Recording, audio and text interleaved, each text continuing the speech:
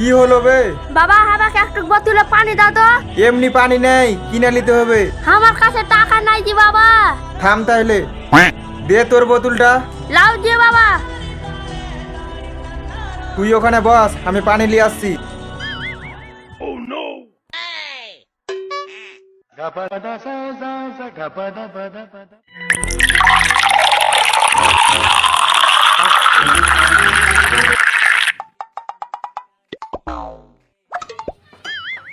ধর পানি লে।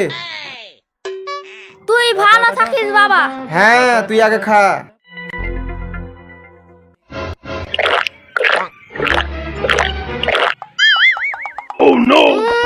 হাজি বাবা পানি নুন ঝাঁকানো লাগছে।